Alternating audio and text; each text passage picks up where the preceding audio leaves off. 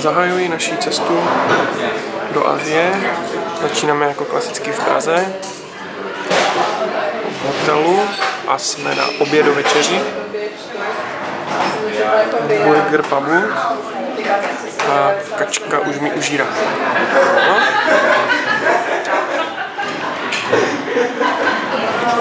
Ráno před snídaní balíme, vstáváme, venku asi svítí slunko a myhno ráno, 9:45. Jdeme zase na poslední chvíli na snídaní jako vždy, ale to nám vyhovuje a pak teda na letiště. Letiště v Praze, právě jsme přišli a budeme teďka schovávat oblečení a vrát si nějaké věci a balit kufry. Takže A380 po třetí.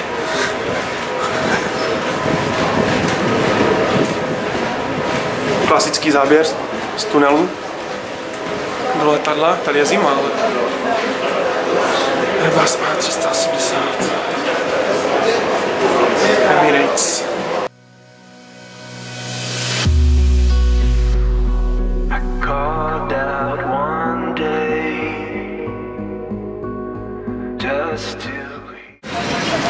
Tak před startem jsme dostali nabídku jídel, takže si vybírá. Emirates flight to Dubai, partnership with Qantas. Welcome back to Emirates Sky.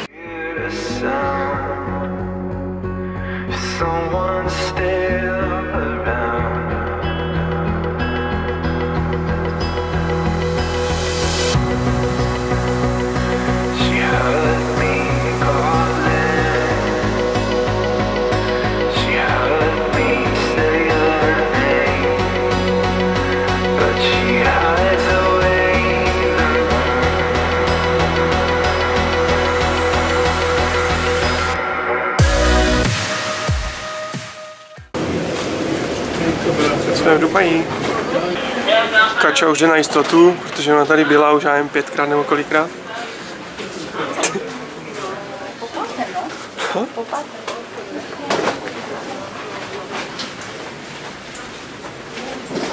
Dvě hodiny ráno a čekáme na odlet. A spousta cestujících letí domů. Kača tam vůbec nezapadá.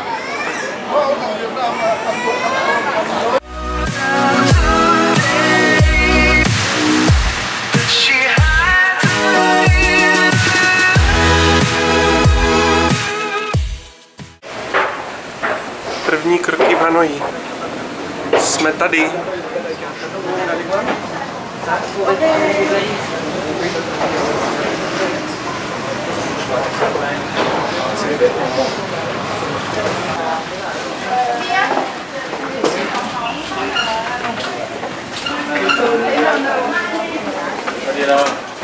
Ten je náš.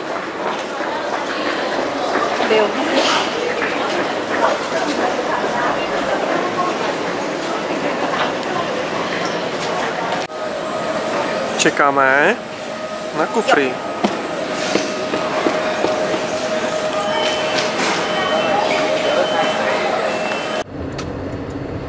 Tak snad nás doveze správně, i když pan řidič vůbec nevěděl, věděl jen naše jména, ale nevěděl ani pořádně hotel, tak snad se podaří.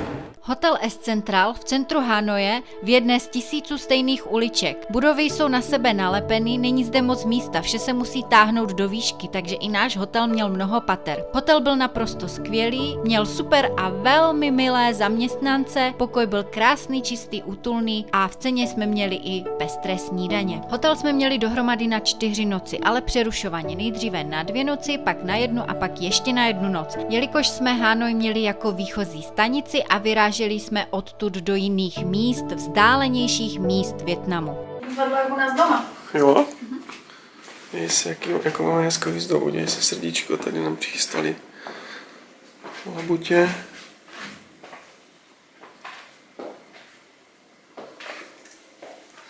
Tančit tady nebudeme, ale úplně to stačí.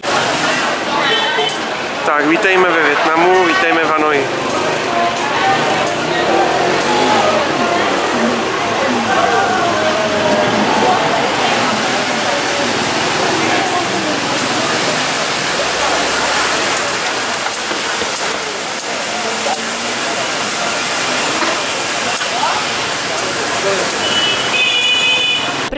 seznámení se s Hanojí, první rozkoukávání se a dojmy. Hanoj je hlavní město Vietnamu a také důležité politické, hospodářské a kulturní centrum. Město leží na severu země, protéká tudy Rudá řeka a žije zde okolo 8,5 milionů obyvatel. Na území Hanoje je více než 600 pagod a chrámů. Jediným veřejným dopravním prostředkem jsou autobusy a centrem Hanoje také projíždí vlak skrze známou vlakovou ulici, kterou jsme samozřejmě také navštívili v příštích dnech. Většina obyvatel se však přemisťuje na motorkách a kolech. Hanoj je kulturním centrem a má bohatou historii. V centru města byly nalezeny pozůstatky staveb ze 7. až 8. století našeho letopočtu. Nejznámější památkou z 11. století je pagoda na jednom sloupu neboli One Pillar Pagoda, jezero navráceného meče, přes které vede červený most a tak dále. Francouzská kolonizace zde zanechala stopy v podobě dalších staveb, například Ho Chi Minh mauzoleum, katedrála svatého Josefa, prezidentský palác, etnografické muzeum, to jsme osobně viděli či navštívili, a mnoho dalších budov a staveb. Nachází se zde také takzvaná čtvrť starých uliček, což je asi 36 ulic, kde byly různé řemeslnické cechy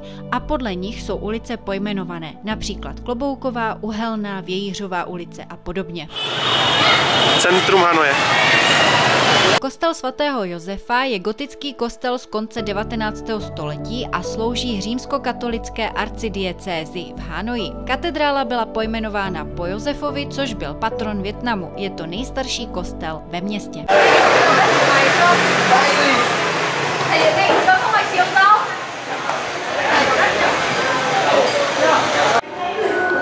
První jídlo v Hanoji. První před. Ještě není ani pořádné jídlo. No, hledali jsme čuzu, až jsme ji našli, že? Čuza restaurant. Uprostřed Hanoje v centru.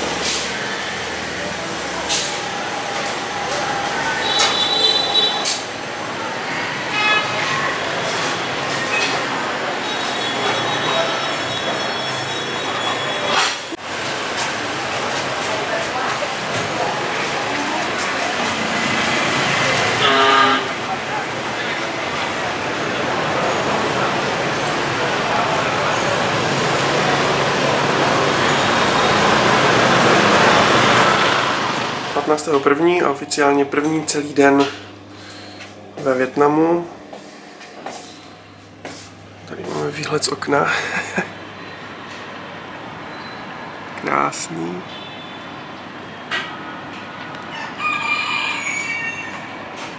Kohout valí už snad 3 hodiny v kuse a ta vůně. Tady já jsem rád. Oh yeah, maybe yeah. All the time it should be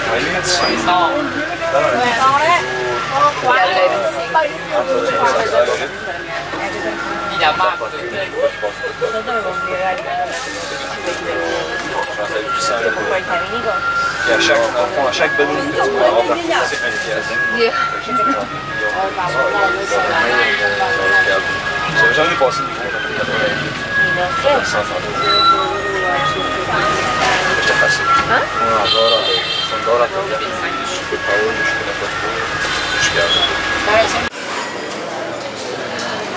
Tak zastávka na našem prvním výletě.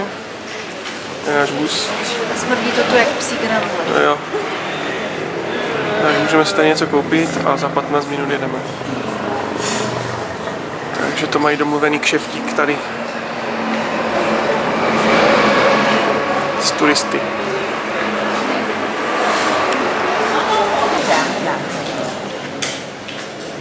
No, to je tak na 100 let. Vydali jsme se na celodenní výlet do oblasti Tam Kok, provincie Ninh Binh, a cena tohoto výletu pro obě osoby byla $80 a zahrnovalo to vyzvednutí v hotelu, zastávku v prodejně tradičních výrobků, oběd, projížďku na lodi a půjčení kola, prohlídku mnoha míst, služby průvodce a odvoz zpět do hotelu. The weather today very nice. No. No, it's not cold. No. Beautiful, right? Yes. Nejdražší ryby ve Vietnamu. $300 jedna. Já si to beru do kapsy. Jo? Tam víc droj. Berem do kapsy. Každý po 2 do kapsy.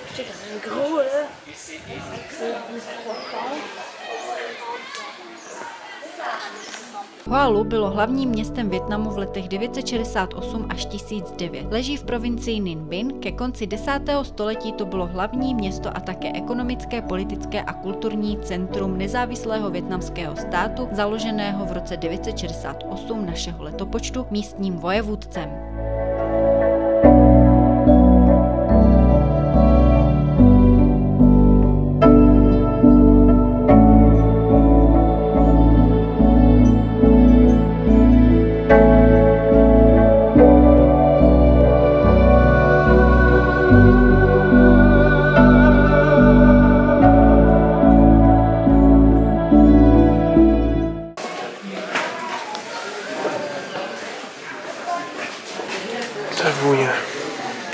Hlavní město se rozkládalo na ploše 300 hektarů, včetně vnitřní i vnější citadely. Zahrnovalo obranné hliněné zdi, paláce, chrámy a svatyně a bylo obklopeno a chráněno horami vápence. Dnes již starobylá citadela neexistuje a z 10. století zůstalo jen několik pozůstatků. Dnes si lze prohlédnout chrámy postavené na počest císařů, jejich synů a královny. Hoa byla rodnou zemí prvních dvou císařských dynastií Vietnamu a po zániku dynastie v roce 1010 zakladatel dynastie přemístil hlavní město do nynější Hanoje a Hoa se stalo známým jako starověké hlavní město. Záchodky za 2 koruny.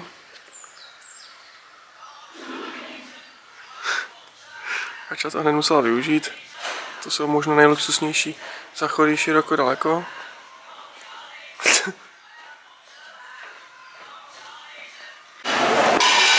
Tak jsme na výletě a máme zastávku na oběd a můžeme sníst, co chceme. Luxus.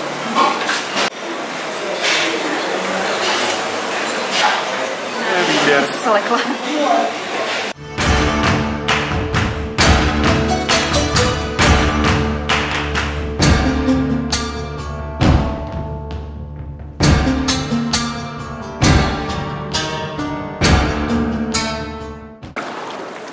Okay. Sledujte tu techniku jeho nohou, jo? A víš to? To jsou moje frajeři. Se směje. To je dobrý týpek. A jedeme do tmy. Ještě, že jedeme dovnitř, začalo pršet. Počítají tady s 2metrovým chlapem?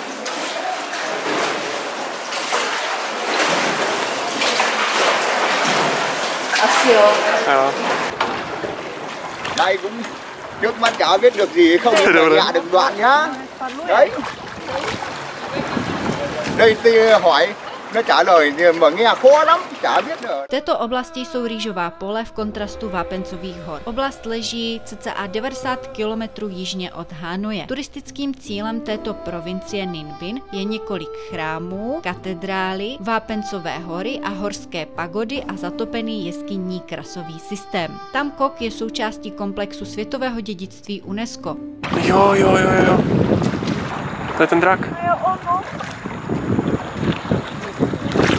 Ja.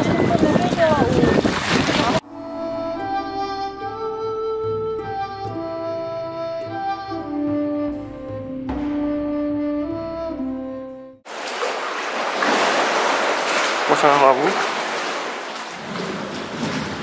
Jsem mu říkal, ať zapne světla a on říká, že ne. Že musíme telefonem svítit jenom. Turisté se vozí na malých loďkách, místní průvodci, kteří loďky řídí, jsou proslulí tím, že lodě veslují pomocí nohou. Loďky řídí muži i ženy. Už se trošku zapotil, tak si slekl tričko a musel změnit padlování s nohou na ruky, ale má jako dobré svaly. Jsme se dozvěděli, že tady ten pták se nazývá koao. Koao. Koao. Okolí jeskyní jsou na dalších loďkách místní ženy a snaží se prodat občerstvení, ale i lokální výrobky, například vyšívané zboží.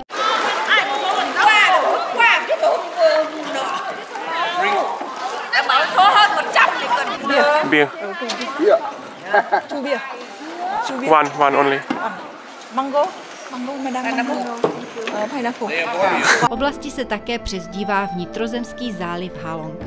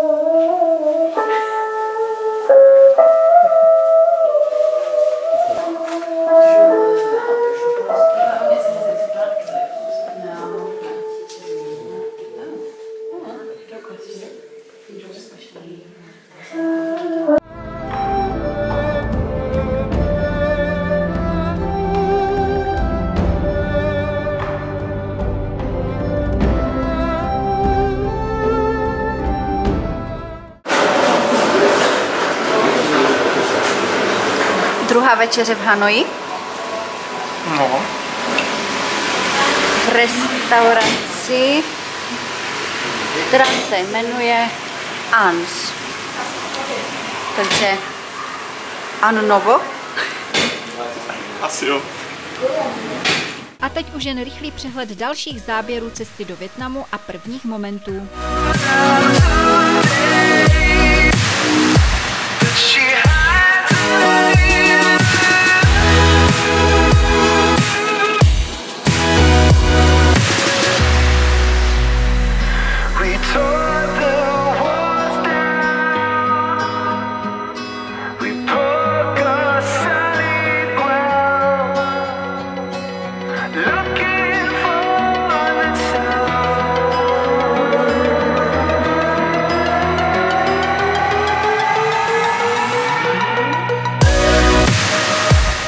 A to už je konec videa, děkujeme za zhlédnutí, líbilo se vám video, dejte mu like, napište pod video komentář, na všechny komentáře odpovíme. Přejeme vám krásné dny a vidíme se za týden v neděli v 5 hodin odpoledne u dalšího videa.